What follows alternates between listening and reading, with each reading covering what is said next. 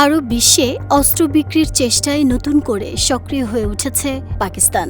Saudi আরব, Iraq, Sudan ও লিবিয়ার মতো দেশগুলোর সঙ্গে সামরিক সরঞ্জাম ও যুদ্ধবিমান বিক্রি নিয়ে একের পর এক আলোচনা চালাচ্ছে ইসলামাবাদ। কোথাও প্রতিরক্ষা সমঝোতা, কোথাও আবার বড় অঙ্কের অস্ত্র চুক্তির পথে এগোচ্ছে দেশটি।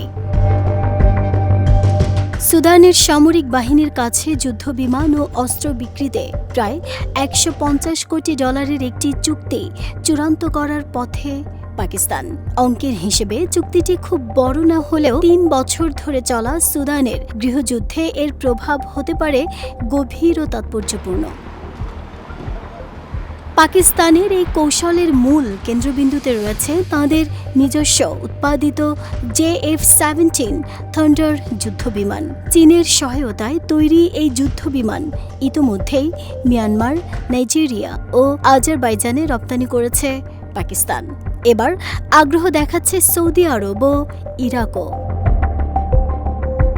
গত বছরের সেপ্টেম্বরে সৌদি আরবের সঙ্গে স্বাক্ষরিত হয় কৌশলগত যৌথ প্রতিরক্ষা সমঝোতা। এই চুক্তির পর থেকেই রিয়াদের সঙ্গে সামরিক সম্পর্ক নতুন মাত্রা পায়।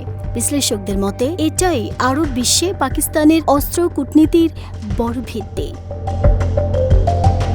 শুধু তাই নয়, লিবিয়ার এক বিদ্রোহী নেতার সঙ্গেও প্রায় $400 কোটি যুদ্ধবিমান চুক্তির আলোচনা চলছে বলে জানা গেছে। করাচি ভিত্তিক গবেষণা প্রতিষ্ঠান K-Trade এর তথ্যে জানা যায়, যুদ্ধবিমান ছাড়াও পাকিস্তান রপ্তানি করছে ট্যাঙ্ক, ড্রোন, সাঁজোয়া যান, নৌবাহিনী প্রযুক্তি এবং হালকা অস্ত্র। সৌদি আরবের কিং ফয়সাল সেন্টার ফর রিসার্চের এক গবেষক সংবাদ মাধ্যমগুলোকে বলেছেন, বড় শক্তিধর দেশগুলোর তুলনায় কম খরচে নির্ভরযোগ্য বিকল্প হিসেবে পাকিস্তানকে দেখছে এসব দেশ। বিশেষ করে চীনের প্রযুক্তিগত সহায়তা থাকায় অনেক দেশই অস্ত্র কিনতে আমাদের ওপর আস্থা বাড়াচ্ছে। নাহিদা স্মৃতি, দেশ রূপান্তর।